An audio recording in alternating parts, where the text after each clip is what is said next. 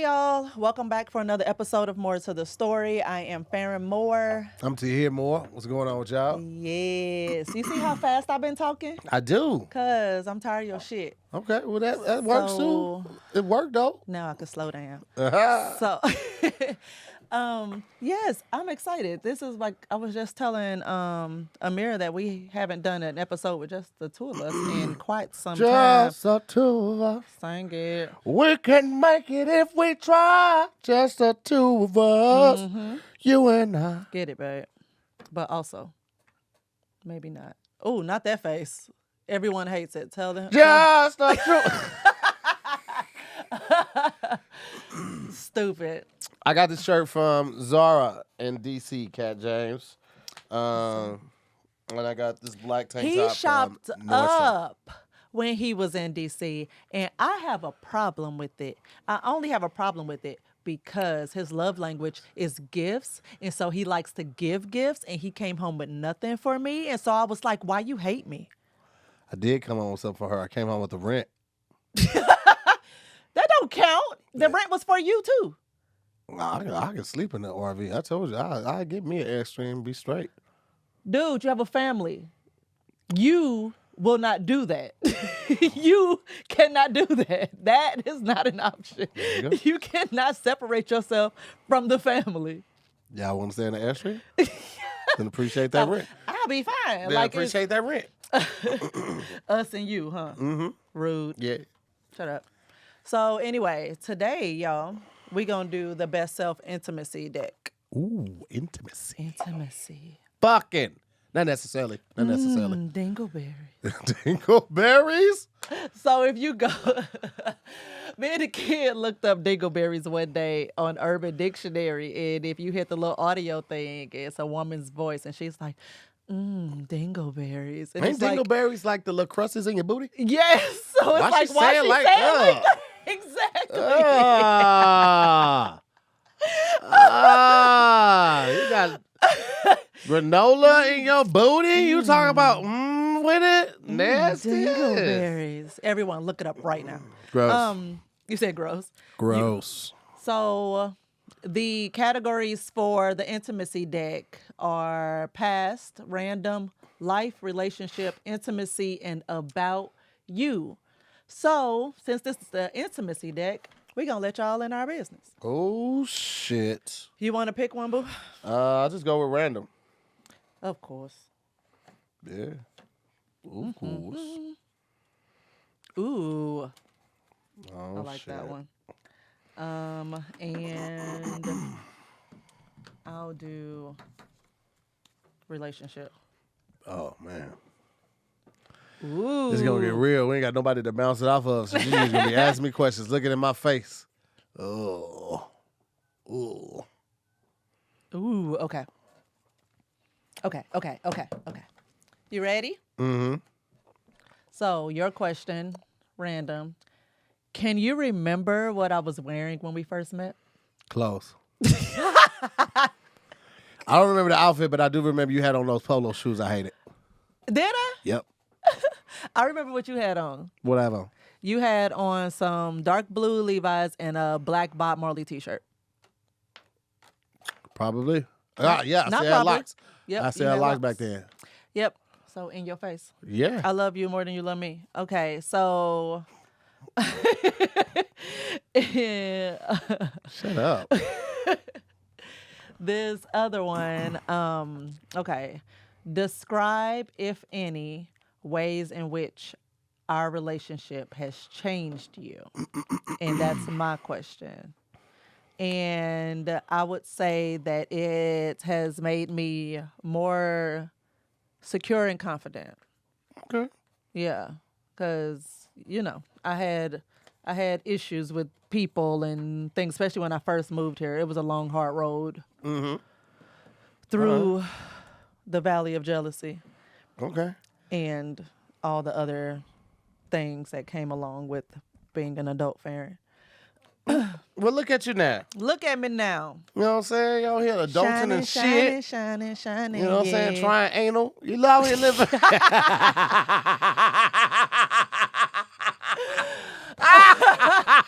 It's also made me more of a people person. Yeah. I Well, ain't definitely no. Oh, shit. Our relationship, fool, has made me more of a people person because Yeah. I was even less of a. Well, I just wasn't a people person at all. Yeah, I didn't no, like you were people. not. You were not. You were not. Yeah, But look yeah, at you yeah. now. Yeah, yeah, Hosting yeah. parties. I know. You know what I'm saying? Doing Holding down at things. the kickback nights when I'm not there. You look at you. Look at Look me. at you. Look at me. Shit. I'm doing things. You are doing a lot of things. What are we talking about today?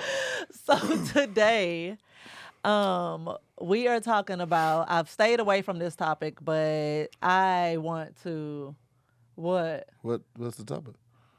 I want to talk specifically and only about Will Smith's apology. Oh, okay. What? I didn't know you was going with that. I thought it I was- did not talk about the whole incident, but I do want to talk about the apology. Have you listened to it yet? No. Have you watched it? No. Why not? This shit don't matter. First of all, how late was the apology? 3 months. Yeah. So I just don't feel it's real. I You don't think I so? don't feel it's real. I don't feel it's sincere. I feel like if you really want to make it real and sincere, you should have called that man that night or the next day or 2 days later, not How 3 you know months he later. didn't? I don't. He but says I feel, he says in the video that he had reached out and he said he wasn't ready to. That Chris Rock replied and said he wasn't ready to talk yet, but and he will reach out when he is ready. But he didn't say when he made that call to him, so we don't know when Will Smith actually reached out. True, we don't. And I also just don't care. I really don't care. It's hard for me to get that involved. I just don't care. Like, I feel like that was some impulsive shit to do. And no matter how you apologize, like, that was still fucked up. And whether it was like, you know, you felt like you was taking up for your wife or you feel like you had to do something. Because I feel like he laughed at first. But I don't know if it could have been one of those nervous laughs, like when a guy offends a woman. You know what I mean? She just laughs nervously, but she's obviously been offended. It could have been that. But it was like, he did his Will Smith like, whoo! And then Jada looked at him, he was like, mm-mm. And then he got up and then tried. And I just like, I feel like it was other ways to go about it. He could have did a little scuffle thing, let them break it up like after the show. You know what I mean? But like to smack Chris Rock like that, disrespect him on a public stage, like the Oscars, it's really hard to come back from that. Yeah. And it's no slight against Will. Definitely not a slight against Chris Rock. But I don't know. Like, I don't know what I would do if I was in a situation that Will was in and you were Jada. I feel like I don't know. It's hard. Yeah. It's very hard to understand that because I've been led and fueled by emotions and done some shit that I was definitely embarrassed about after the fact. So I can't just like tear him down like that, but I don't know. So it got me to thinking about like just ridiculous public apologies that celebrities have made. And I found this Washington Post article about all the things, like somebody did a seductive dance with the Bible. We'll get into it. Somebody urinated on a fan. We'll get into it. As a apology or the reason why they were apologizing? I don't. Urinating on the fan that's terroristic behavior. That fan is blowing in the front room. You just walk behind that fan and just pee on it. It's hitting everybody in that windspan. Shit, that's diabolical. It's genius on some get back at motherfucker type shit, but that is diabolical. So it was this. Wait, hit on the fan? God damn! Can you imagine if it was one of those misted fans? They were apologizing for urinating on a fan. Yo, sheesh. That is heavy, man. Somebody else had to apologize for dating a bandmate's ex-girlfriend. Somebody made fun of Madonna. Like, it's such silly. A lot of this stuff is like silly stuff that people have to apologize for. It's like, what made you do this?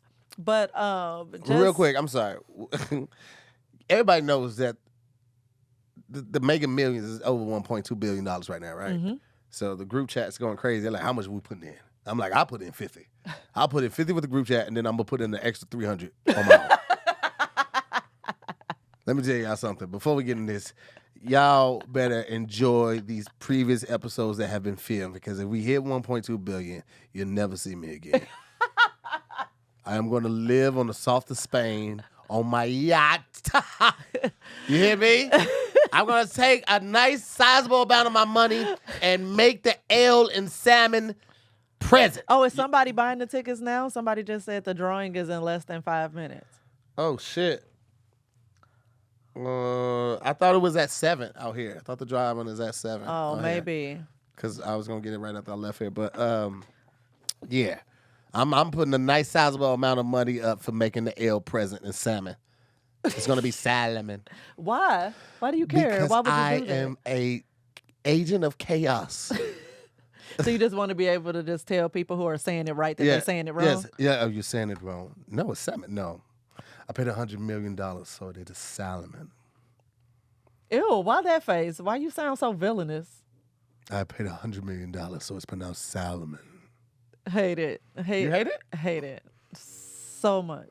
But, What was that? That was a chair. Oh, don't do that. So, the person who urinated on a fan was a singer named Sophia Urista. Somebody said that they saw the video too.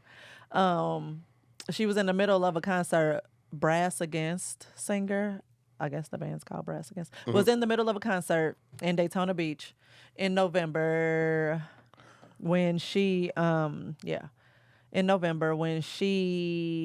told the crowd that she had to go to the bathroom. And then she did and proceeded to urinate on stage.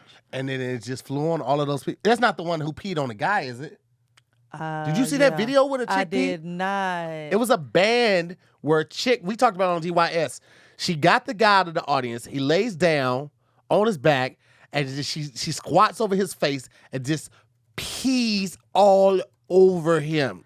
Now, the band got in trouble for this shit. The band apologized and was like, oh, we've never done this before. You know, the energy was so crazy. We just wanted to take it to new levels, that type of shit. Yeah, that's exactly. But the way she peed on him, I was like, this ain't no first time. Listen, I know peers on people. I'm a peer on peopler. Okay? Oh, what? A peer on peopler.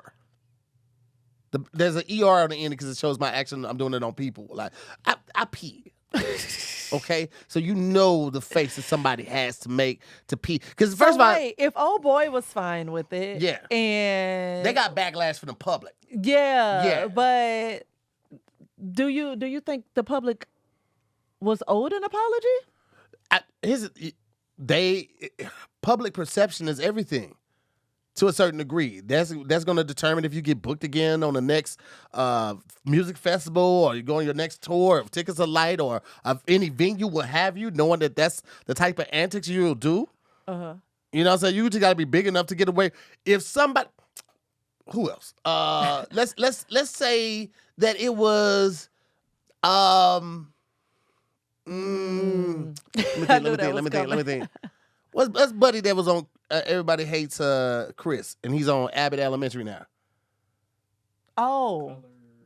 Yeah. If he had smacked Chris Rock, he's not big enough to get away with that, I don't think. I don't think he would have been able to bounce back. Will was able to bounce back because he's Will. He's big enough. So if that band was big enough, I don't think that they would have had to apologize. If Beyonce had peed on somebody, it wouldn't be a big deal. If Beyonce had peed on somebody, I would have been at that stage mopping it up. Draining the pee into capsules and selling it on eBay for $500,000 a piece, bitch. Pause. Today, Renaissance dropped. Today, with the moment that this recording is happening, is July 29th, and Renaissance dropped. Yeah. Have y'all heard it? If not, go immediately. When I tell you I love every track. This how powerful Beyonce is. We'll fuck around, not even talk about the rest of this topic. We'll just talk about Beyonce. I meant to bring it up before. Crisp transitions. Huh?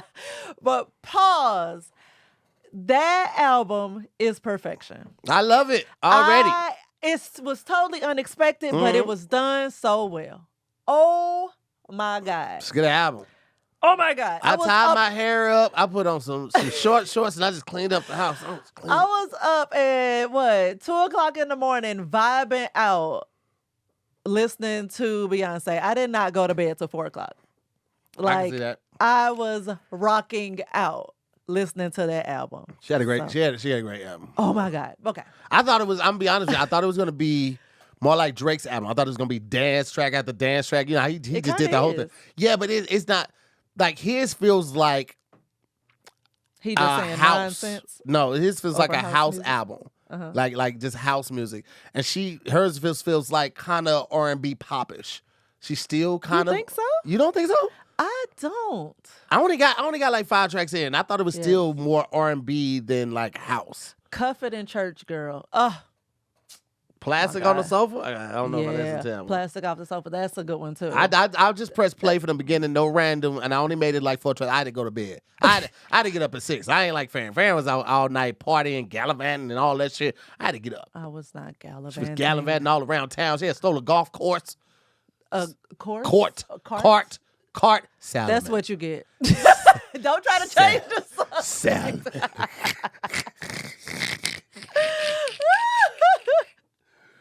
All right, first of all, T. Hudson, you watch your goddamn mouth. You watch your goddamn mouth. Drake's music is not J.C. Penney's greatest hits. You shut up. That's the most accurate description. Oh, well, fuck you too, baby. I'm going to tell you what, though. Drake been getting on my nerves. Drake's I new can't even album lie. is perfect for working out. It's a great That's workout how I feel album. about Beyonce's album. I was like, I will work out to this entire thing. Yeah. I don't need another song folded into this at all. It's a great workout album. I'll give Like you that. even when you thought she was gonna give you a ballad, she was like, "No, bitch, dance," and I was like, "Okay," but That's because you're impressionable. yes.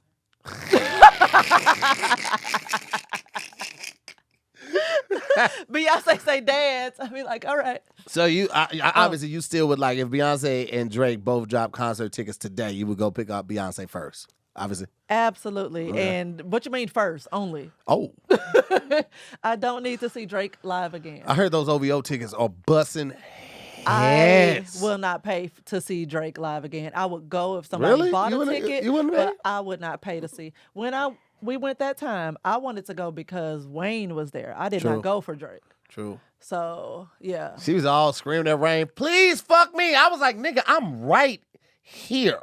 She's like, I said what I said. You can be in the room, but he has to put in the work. Yo. Stand there, Yo. hold my hand. Hey. Yo. That shit wild. But okay, going back, It was dumb great. stuff people have done that they've had to apologize for. Listen to this. CBS late night host James Corden has been famous long enough to know that you should never provoke fans of a massively popular boy band. Nevertheless, he made a couple of jokes about BTS. Ooh. Right? And you know, just in conversation with the kid, Mm-hmm. she does not play about them K-pop bands. She yo. does not. She will go toe to toe, Well, whoever. word for word. She will argue with a wall if they disrespected. If it disrespected, BTS, AT. she don't care about BTS, but ATs, she don't play. She does not play. So apparently he did that, and what did he say? Oh, it actually marks the first time 15-year-old girls everywhere found themselves wishing that they were Secretary General of the United Nations, Antonio Guterres. Yes. So, So and they that, can send him back? guess so. Corden said, prompting an outcry from those who know BTS has a fan base of all ages. When the band visited his show last month, Corden tried to make amends. I'm 43 years old, and I consider myself to be one of the biggest BTS fans on the planet Earth. And it's like, that's kind of equivalent to I have black friends.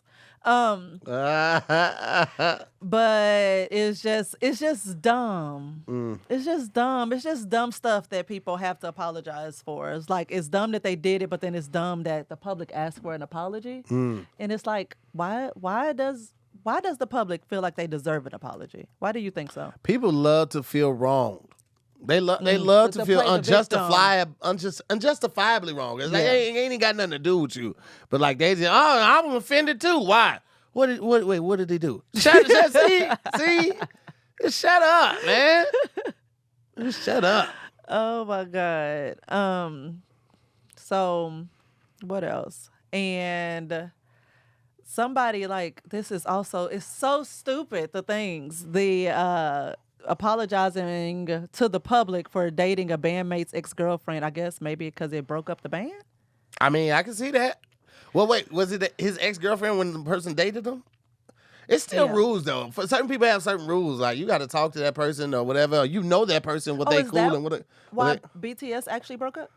Oh, I don't know. Is that the Oh, reason? it looks like it. Rapper and Love and Hip Hop Hollywood star Lil Fizz realized that when you break the bro code and date a friend's ex, it makes a stronger statement to atone publicly in Oh, front you of said thousands of BTS. You people. mean BTK? B2K, my Okay. bad.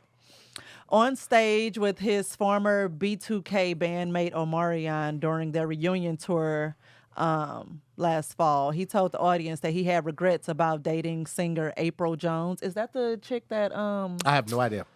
Tay Diggs is with now? I think that's who it. I'll Okay, look it up, but I have no idea who April Jones is. because people I I only know heard April O'Neil. from Ninja Turtles. Yep.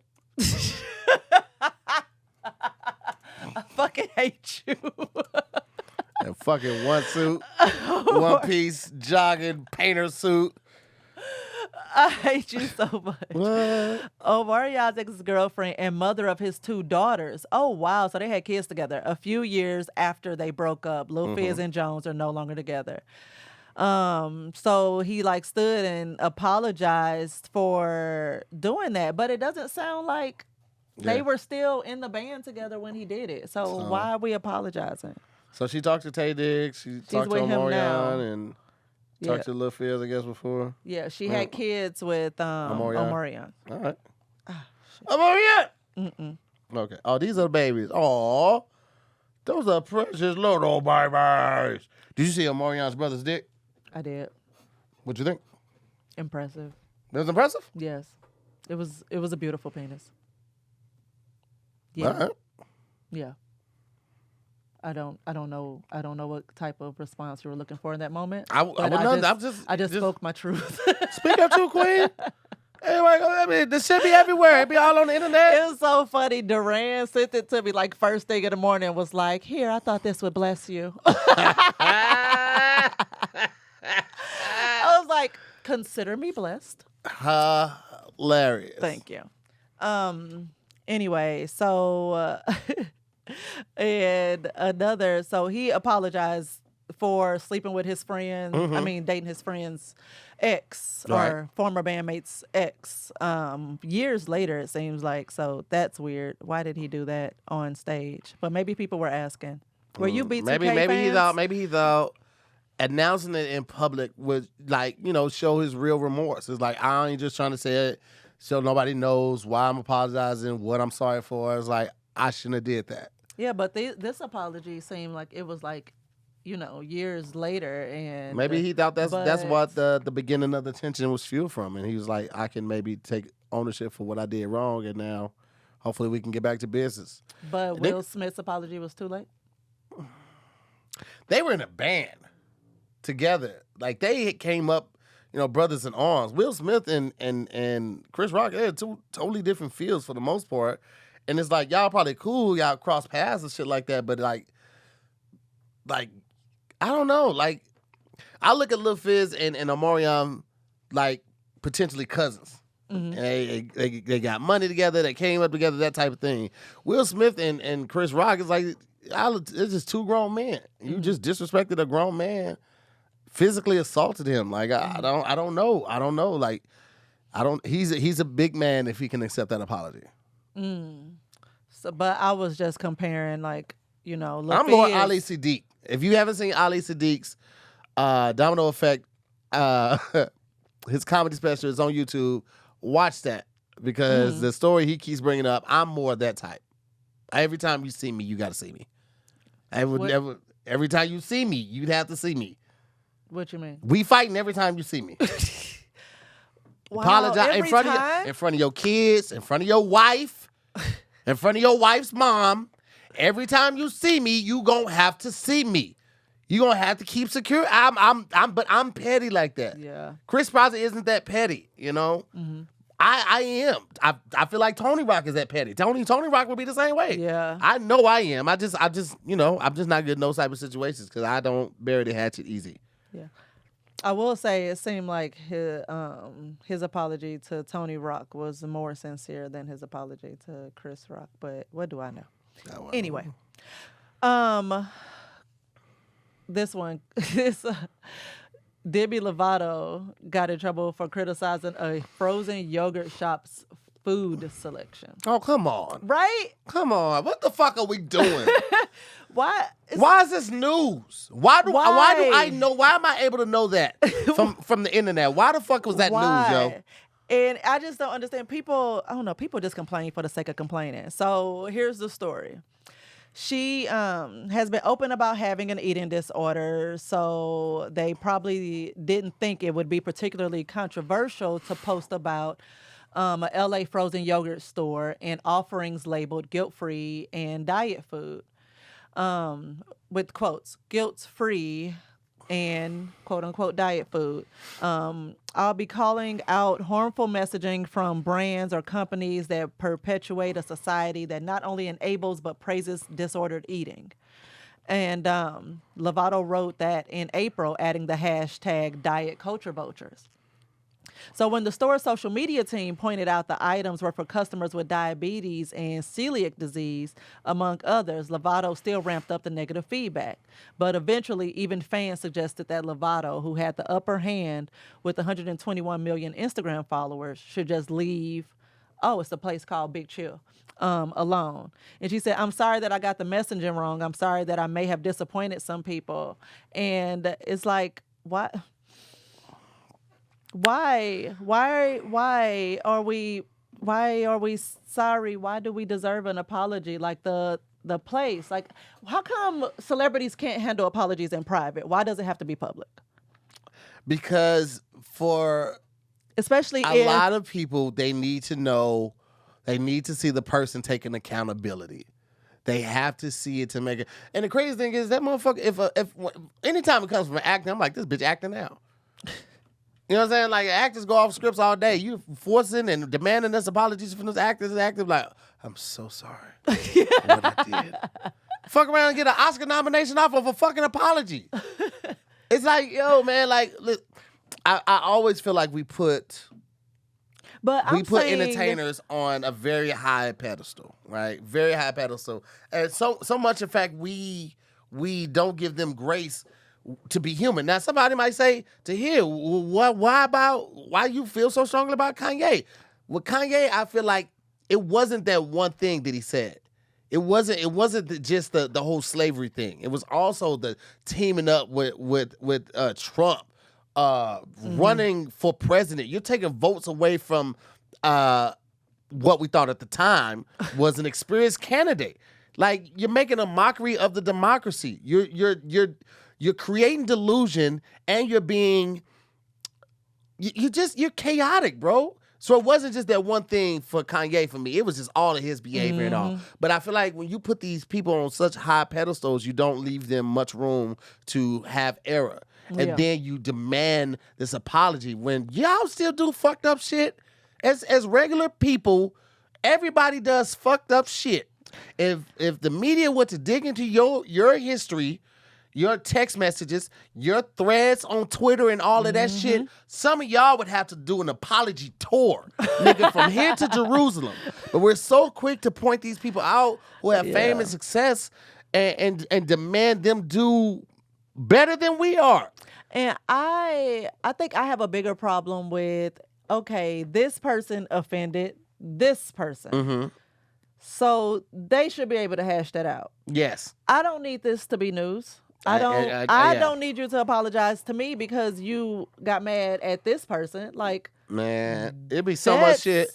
That's so much between shit y'all. that be going on, and y'all would never know in the comedy world and otherwise. Like, so much shit be going on. But I respect the people that don't always run the social media and tell all of their business. Like, you don't have to do that. You just don't. There's no need for it, honestly. I was beefing with a comic, not even beefing with a comic, and me and this person weren't cool for a couple years, but y'all never knew it. Y'all never knew because I ain't running to the internet and talking no shit like that. That was for me and that one person. And then once we both felt cool enough to handle each other's energy, we met up, we talked, and we smoothed that shit out. But it ain't everybody's business, bro. So, what's that question? So why can't we accept whenever someone builds the strength to apologize? What do you mean by that? Anyway, the uh like Tracy Morgan mispronounced soul on the Golden Globes, and he had to apologize for it. And it's like, what did he mispronounce? Mispronounced Soul, the movie Soul. Oh, okay, gotcha. He called it Sal, and then corrected himself. Like, it was a long pause, and he corrected himself and apologized for it. Just stupid stuff that the public. I don't know. I feel like as what are we consumers? Yeah, we consumers. Yes, I feel like as the audience and as consumers, we are kind of spoiled and entitled a little bit. Oh yeah, absolutely. And it literally, it makes no sense that we're making these people apologize to us. Like when couples split up, famous couples split up, they apologize to their fans, and it's they like, have to, yeah. Why? They have to give a whole Why? statement. I've never understood why couples have to give a statement when they break up.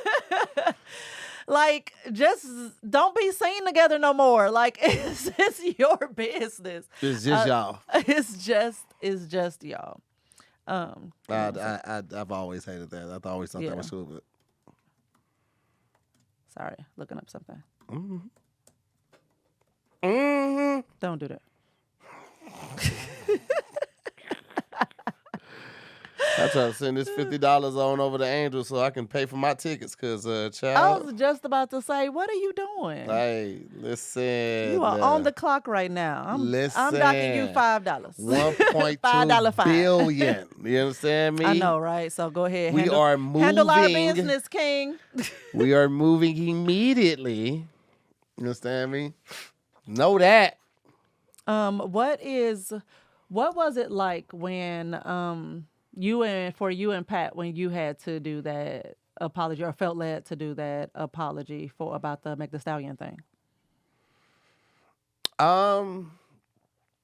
It was not being considerate of the people involved, all the parties involved, and also like the supporters of all the parties involved. It was more so for shock value because we touched on it. We touched on like we couldn't believe that it happened, but like it was really more so the title and just bad language with the title, and it seemed to like take it lightly because we didn't know how serious the situation was. It was all speculation for the most part, but right. When you mess up like that, you got to own up to that shit. You take ownership. We apologize. We let people know, that wasn't our intent, but regardless of intent, that's how it came off, and because of that, we apologize. Yes. Yeah, I remember. Like that was a bit difficult. Well, woke up to a whole lot of people calling all types of names. You fuck ass niggas. I ain't supporting you niggas no more. Hey, wait a minute, what we do? And went to it, like, oh shit. Okay, now I can see how that could be fucked up. Right, and I apologize. Right. It wasn't like we had a history of doing and saying fucked up type of shit. We tried really hard not to offend people with our public opinion. But when you do have a public opinion, it's not always going to be widely accepted or appreciated. And sometimes you may ruffle some feathers. But for the most part, we never do like a large group of people where we upset or are in disagreement with. But in this situation, we were wrong. So, had to own up to that shit. That's part of being an adult. It's part of being responsible for your platform and for the people that support you on said platform is having the maturity to own up to when you do mess up. Yeah. Because ain't nobody going to get it right every time. Nobody. So, no one. All human. Is what it is. So, this one, the former NFL stars Peyton and Eli Manning apparently they, during a broadcast in September, Eli forgot that TV has restrictions. And he raised both middle fingers to imitate how some people, kids in Philadelphia, used to greet him whenever the New York Giants played the Eagles. And it's like, in that context, like they hated him, and he's like, hey, middle fingers to, like, this is how they say hi to me. He wasn't doing it at, directing it at somebody. Yeah. But FCC don't play that, baby. right. So apparently he did that, and after he did it, it was like, you can blur that out, right? And it's like, that was live. No. Man, that's crazy, and that's one of the scary things about doing live TV, man. That's one of the things that scares me, the most about doing interviews or anything like that. Like, I almost just prefer to do things online because you can, what, that might rub some people the wrong way. Yeah, because like some editing. You get to get feedback and, get the opinion of your peers and, just kind of weigh it before you put it out there and offend people, because you never know. Like, you never want to be on the other end of the cancel culture. Like, it's sad that it is as strong as it is and all of that shit, but it is. You know what I'm saying? That's the world that we live in. It's instant gratification. Cancel culture is just another extension of that. You made us mad, apologize now, or we're never going to support you again. Not like, let's see where you're coming from, or why did this happen, any of that. Do it now, or we never support you again. And that's just an extension of that instant gratification society that we live in right now. Yeah. And it's also, like, I don't know, man. It's always a double-edged sword because in one instance, like, through Twitter and other like social media outlets, you can get a faster response from companies than you can calling their customer service or emailing them. Anytime I have problems with the company, I'm going straight to Twitter. I'm going straight to Twitter. The kid does it too. Because they're going to hit me immediately. Whereas when I call their customer service, and this is the line that I'm supposed to be able to go to get some resolve, some resolution, nothing. Crickets. Automation. About to say all the automated telephone prompts and stuff. So yeah. So it's twofold. I see both sides of that sword, and it's just like I don't know, man. I just try to mind my business. It serves me better. Life serves me better when I'm minding my business and I just fuck all the other shit. That's why I really don't even care that's why I don't really care with the Will Smith thing.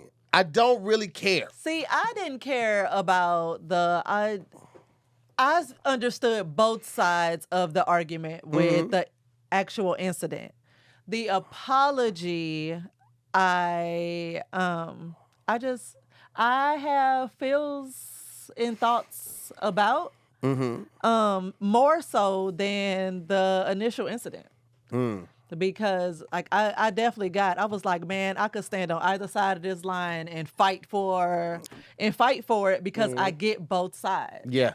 But the apology, I do have it did raise some questions because it seemed sincere, but then I was like, nobody's going to receive this because it's 3 months late. Yeah. But then it's like trying to he's apologizing to mostly the public, and I just wish it was another way so he didn't have to do it so publicly when it affected more than anything him and Chris. And then, he messed up his friendship with Chris's brother, Tony. He brought that up in the apology, said how close they were and that he's, likely did some irreparable damage to their relationship. Yeah. And he apologized to Chris Rock's family, his mom. His mom was on TV and she talked about it. Yeah. He said that he saw that interview and he, apologized to her and everything. It also set the precedent that, like, one, people can just come on stage and do whatever they want to a comedian, right? Anybody. But definitely if you're a star, definitely if you have status, you have a claim, you can do whatever. And if you're a big enough star, you can assault somebody and then continue to enjoy the festivities. Not be asked to leave. Not be escorted out. Just, enjoy yourself. Win your award. Go up there. Give a speech. Because you're so big. We're still people. Mm-hmm. And if I get on Still this people. rant, it'll just go a different way. So I have to say, I don't give a fuck. I don't. I will still work with Will. I will still work with Chris. Only thing I'm gonna ask for in my ride is security guard. Knowing that's how you niggas get down. I ain't gonna talk to Jada. Ain't no reason for you to run up on me and no shit. I ain't saying I crack my jokes with my niggas. Well, they know each other. I said, I don't really be cracking jokes with niggas I don't know. I don't really fuck with like that. I ain't cracking no jokes and all that shit. I keep to myself. You let you niggas. These niggas is weird. Niggas is weird. One day y'all cool, next day you on some weird shit. I don't fuck with you fucking weirdos, man. Hollywood would be weird, man. There's some weird ass niggas out here. That's why our circle stays small. Yeah. You be wondering why it's Kev, me, Tony, the same people. Cause nigga, we ain't gonna get weird. If some shit happen, we gonna talk about it amongst ourselves. You ain't finna see a whole lot of yeah. That's goofy shit, man. Grown folks. It ain't shit. enough of us in positions of power for us to be falling out over some goofy shit. Man, fuck all that. I don't give a fuck about that shit. Let the millionaires work out the millionaire problems. Tell us how you really That's feel. how I really feel. A lot more you niggas need to just focus up. One band, one sound head ass. Y'all worried about the wrong fucking shit, man. I'm sorry. Jennifer said, I mean, you're not wrong. Sorry. I feel like that's the tone in which you said that. But I just in watching Will's apology, I just was like, I just felt like it was stupid. And I think that all the public apologies for this shit that does not involve the public, just because you know about it, don't mean you deserve an apology for it. That shit didn't affect you. And I just wanted to see what your opinion was on that whole thing, seeing as I'm a comedian. your star. A lot of people ask me star. about the whole comedian aspect of it. I really don't have much opinion Do you feel from like that it's things you standpoint. can't say now as a I've comedian? always like, had do things you... that I just stay away from. Okay. And that's not really just like, oh, I'm scared somebody gonna run up on me. It's just like I'm not here to intentionally offend somebody. Something I may say may offend somebody, but I'm not doing it with that purposeful intent. Yeah. My Not purposeful trying to be intent hurtful, is yeah. to make you forget the woes and the bullshit going on the other side of those doors. And to make You you are think and paying to come here to laugh, to be distracted from all the hardship that you may be going through on a day-to-day basis. For that hour and a half, 2 hours, that is my job. My Or to job is not even- to come in here and let you come in here and verbally assault you or attack you. People are like, I don't want to sit in the front row. I'm scared to sit in the front of your show. I'm not doing none of that shit. Ain't nobody pat you niggas down. Ain't no metal detectors. Ain't There no are goddamn no metal comedy detectors at shows. comedy I'm not shows. fucking with nobody at my show. I'm telling y'all what the fuck going on in my life. That's it. Yep. Now, you might get offended by something I say that's going on in my life, but at the end of the day, bitch, that's my life. I ain't talking about nobody in this goddamn audience because I don't really give a shit. What you got going on over there is what you got going on over there. But you here to hear what I got going on right now. So just kick back, relax. If you don't want to be here, now I will say this. You come to the comedy show, your arms crossed and all that shit, I'm going to say something about that. Because you fucking up the energy. Everybody else having a good time, and you right there, the energy can't flow like that. You blocking the shit. So if you going to do that, you ain't got to leave, but just don't sit your motherfucking ass in the front of the show. Take your ass 6 or 7 rows back there. You know what I'm saying? Or sit at the bar. But other than that, I'm not here for none of that goofy ass shit, man. I'm not here for that. I'm very specific and intentional about my actions, what I do, and what I say. I don't try to give a whole lot of energy and activity to shit that don't concern me. Like at the end of the day, if they make up, if they stay foul, it don't matter. They still gonna. Will has showed you that he gonna be good in Hollywood. That nigga won an Oscar 20 minutes later. He's going to be okay. Chris Rock, after that shit happened, ticket sales soared. He's going to be okay. Now, I would love for these black men to get together, come together, and show how we can get over these type of hardships and show that serendipity and create that love. But at the end of the day, I don't give a fuck. Don't ask me about that shit when you see me out, because I don't. I got way more important shit. I owe the IRS money. That's the shit I'm worried about. These niggas, when they gonna want that? How much can I pay? I ain't worried about a whole lot of the other shit. And like society could take a page out of that book. If that shit don't really affect you, if that shit ain't stopping your work day, it ain't slowing love down your when money, it ain't causing you to lose no sleep at. Why the fuck y'all be so involved? I love when we hit a topic that gets you so riled up. Ooh, niggas just be all in. It don't concern I you. swear, I just be sitting there like, go off, yes. I'm not here for that shit, Oh bro. my God. But yeah, just think about your entitlement as humans and what we doing to these other humans. Just because they famous, they don't actually owe us shit. Unless if it does not affect you, then I mean, people like I said, people just fuss for the sake of fussing and complain for the sake of complaining, like just to have something to say. Mm-hmm. And so Next time check you're yourself. about to go on a rant, do three things. Number one, ask yourself truly and honestly, how does it affect you? Like morally, financially, physically, anything like that. Answer those questions. And if you have enough of those things where it really does affect you, then go on to the next thing. Okay, what is your response going to be, and what do you expect from it? Do you Right, do you what's your expect, goal? you want to get an apology? You want to get your money back? What, like whatever, and then proceed to do what you need to do. But if the first response, you answer those first questions, you really got no legs to stand on. You try to move on to the Right. second. No you skin in the game. because you don't have you can't really go on to the second one without having enough to move forward from the first one. So if you try to go on to the second one, you realize I just want something to complain about. Mm-hmm. Then I want you to take a second, take a deep breath, And punch yourself in the then just face. shut the fuck up. And just see if that, because I know what it's like. I've waken up and some days I just have an attitude. I just, you know what I'm saying? Like, I'll jump in whoever argument. Mm-hmm. Like, I remember one time, I was in a store. I was in the mall close to our close to where we stay. And it was two kids in there who, they worked there. They were teenagers. They work at this, what was it, Champs. And this guy comes in, and the employees still got to wear their mask. This is a couple months ago. Guy comes in, and I think I told you about this. Mm-hmm. He's like, "Are y'all still doing the mask thing? Why y'all guys doing the mask? It's more dangerous with the mask and all this stuff."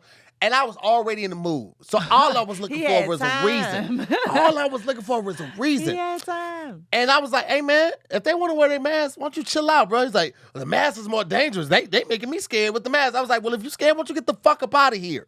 I was very, very disrespectful. But I already had that on me. But I also do feel like a lot of people do that type of shit to store employees and they know they can't say anything. Mm-hmm. I've always felt like that needs to be a middleman. Yeah, it needs to be a middleman that's not like mall security, but it's also not like a store employee. Somebody that can just stand up for them when you see people disrespecting them and treating like them not fucking humans. Yeah. So that really what that was, but I also had something that I was just dealing with. And I had no reason to be angry. It was just one of them days where I was like, just somebody say something to me, I'm there today. That a girl goes through when I'm angry inside. I can't remember the words for a second.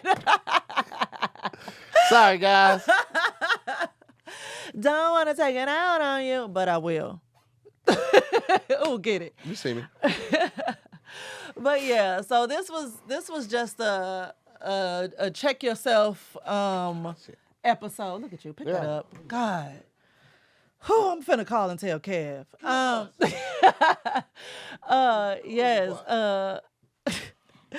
Check yourself episode, because sometimes we feel entitled to this space with these people, and we really do not. Mm-hmm. And so that is all today. If y'all out and local, we got shows today, Friday, July 29th. You want? Okay. No. And I ain't missing it. I mean, at this point, nobody's going to probably be able to make it. You know what I'm saying? One show starts in 30 minutes. The other show starts in a couple hours. But if you driving out to Long Beach and you watching this right now, not when it actually airs, you watch this right now, I'm going to be at the Long Beach Laugh Factory. But more than likely, ain't nobody watching. There's 22 people. Ain't nobody that's watching it right now going to be able to make it. Praise God. I love y'all. God keep you. God love you. Anyway, but yes, thanks for joining us for another episode of More to the Story. I'm Farron Moore. I'm Tahir Moore. We'll see you next week, guys. Next week. Bye.